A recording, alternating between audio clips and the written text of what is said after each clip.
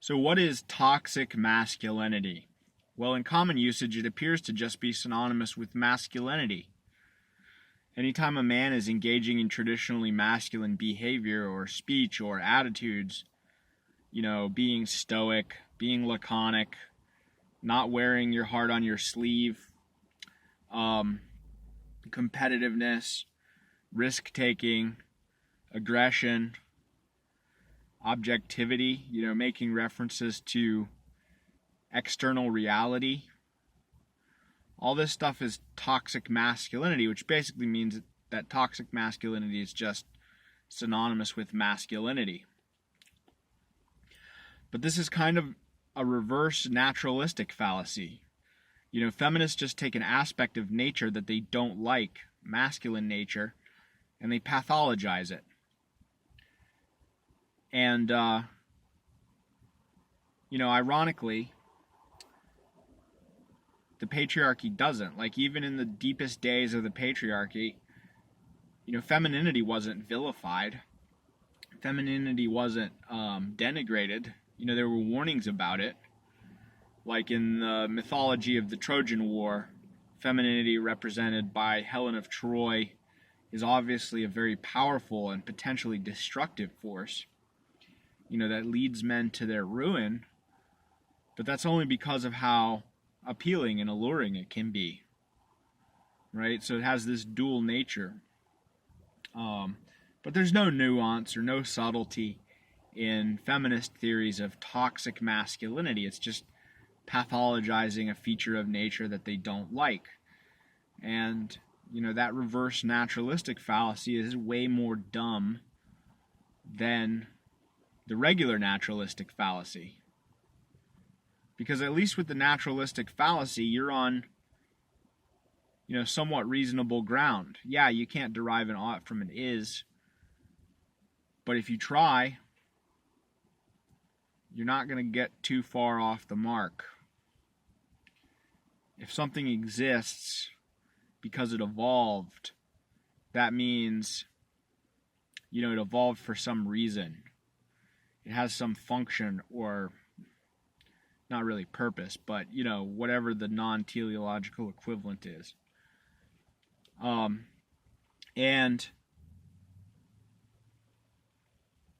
it was adaptive. The fact that it exists means it was adaptive in some way for some time. So you're probably not going to get yourself into too sketchy ground with the naturalistic fallacy. Now, the reverse naturalistic fallacy, on the other hand, you're going against all that. So it's a fallacy to treat nature as conclusive, right? But it's not a fallacy to treat it as a reasonable assumption or a good starting point or, better than random. You're pretty safe making those bets. All right, but if you're going reverse, that means you're pretty unsafe. You're on pretty thin ice there. You're on pretty shaky territory. You see all these men all over the world in every different location engaging systematically in particular ways, in predictable ways. What's your assumption? There's some value or some use to that behavior? Or they're just nuts. They're just evil. They're just morally reprehensible. Well, that latter is the assumption that feminists make. And, part of it they do to justify imposing their sensibilities on everything. Again, under the patriarchy, there were feminine spaces. There were places for women to be feminine. Their drawing rooms or their parlors. Where they had their sewing circles or their, whatever, tea time. So there were feminine places, feminine spaces. And ironically, the feminists are trying to get back to that with their safe spaces, right? So these were spaces into which men did not intrude. And masculine sensibilities did not intrude, right? Feminine sensibilities prevailed. Women need that. Men need something analogous. All right, but we're not allowed to have masculine spaces under the matriarchy.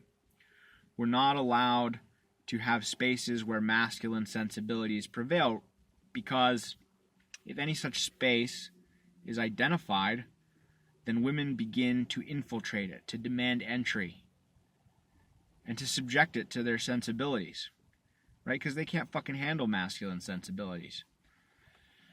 You know, it's been said that men trade insults, men trade insults but don't mean it. Women trade compliments but don't mean it.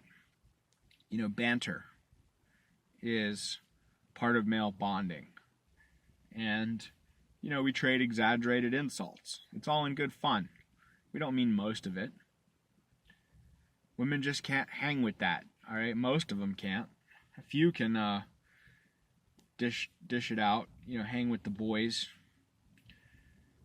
and whatever, but, you know, a lot can't. And so that's why it's good to have separate spheres and separate spaces where, you know, women can do things their way and men can do things our way. But, you know, we can't have that anymore because, you know, you can still have feminine spaces. You can still have the female gym or the female school or, you know, the female, well, you can't have a female bathroom anymore. But, you know, they can have a lot of other things. And, you know, you just can't have that with males because anything you have for males, you know, feminists are going to demand entry. And when they demand entry, they're going to start trying to feminize it and subject it to feminine sensibilities. Right? Which means not competitive. Not even collaborative or cooperative either, but like egalitarian and collectivist. Which is, well, that's a segue. That's a topic for another video. So,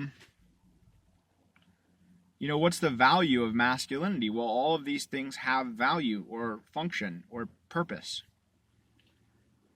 You know, what about being laconic or not wearing your heart on your sleeve? You know, it doesn't benefit you as a male in most cases to express your feelings. All right, because people don't care. Because part of being a male is being expendable, and therefore people don't care about your feelings, right? If you yourself are expendable, what import could your feelings have? So your feelings are internal. They can serve as a useful guide in various ways, an internal benchmark of various external factors, right? But nobody gives a shit about your feelings if you're a man. So sharing them doesn't help, all right? It just fucking bothers people. It burdens them with unnecessary information because they don't give a shit about you. And it makes you seem weak. It makes you seem weak and fucking parasitic. You know, you're burdening people with your troubles. And, you know, that's parasitic. Because, you know, they're not going to help you with your troubles. That's on you. You're responsible for getting your own shit together, for straightening out your own life, whatever the case may be. They're not going to take responsibility for that. Why would they? So just burdening them with that is pointless. And it's an imposition. And people don't like it. And it makes you seem weak and helpless. So you don't do that. All right? And, you know, that's just a natural consequence of male expendability. It doesn't add any value to anybody. It doesn't add any value to people you're sharing your feelings with, and it doesn't add any value for you. Because nobody's going to respect that. You know, women can share their feelings because people care about them. And so, you know, if they're having some kind of problem, maybe there will be somebody who wants to help. You know, because fundamentally people care. All right, but, you know, men have, and that's because women have value. Women have value for the sake of having a uterus. And men have only the value that they demonstrate. And if you're whining about your problems, You're not demonstrating any value.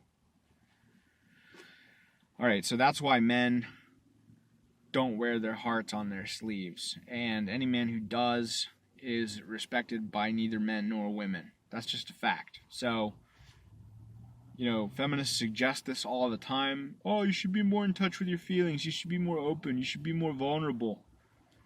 No, fuck you. I don't know what their motive is in this, whether they're sincerely delusional or whether it's just a shit test trying to get you to show your weakness so they can lose all respect for you if they had any to begin with.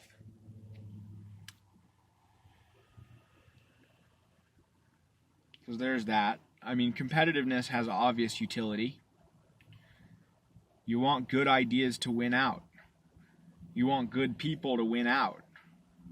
You want the best to rise to the top. Why? Because it's useful to know what's the best.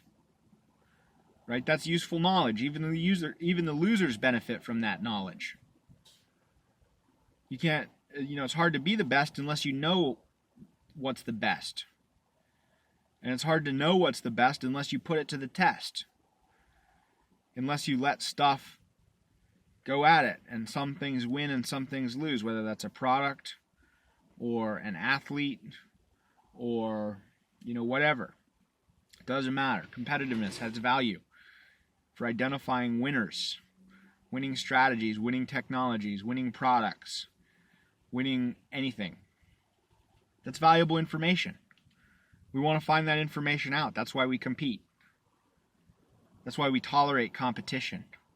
That's why we accept losing from time to time in competition, because we can learn from the winners. Yeah, it's a risky strategy. Sometimes you lose. That sucks. That can have material consequences. All right? But it's still better in the long run to know what wins. Aggression. Well, you don't want a bunch of doormat pushovers running around. They're just going to get walked over by more aggressive males.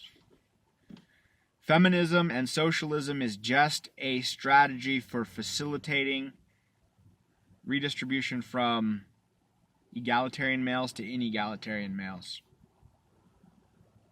The more feminist males become, the more vulnerable they're going to become to non-feminist males, whether those be, barbarians from outside, from beyond, or whether they be, new barbarians who arise from within, ferals, degenerates, dysgenic throwbacks, whatever you want to call them. And there's a lot of both going on. So, aggression will re-arise to exactly the extent that it's adaptive. Right? Because you need a little bit of aggression to keep aggression in check. And if you can't keep aggression in check, you get walked all over by aggressors. So you need some of your own. That's just a fact. It's a feature of a competitive world. It's an ineradicable, unavoidable feature of a competitive world. But all of these traits, aggression, competitiveness, assertiveness, stoicism, they just pathologize all these traits. And part of it is as a way to avoid blame. One thing feminists will often say is that toxic masculinity leads men to suicide or to ruin. Well, feminism fucking leads men to ruin and to suicide, because feminists divorce men, take their shit, ruin their lives, take their kids. Right? A lot of guys commit suicide over that. Well, what's easier, admitting that you're a toxic bitch who drove a man to suicide? Or just saying he has the toxic masculinity? That's what they're doing.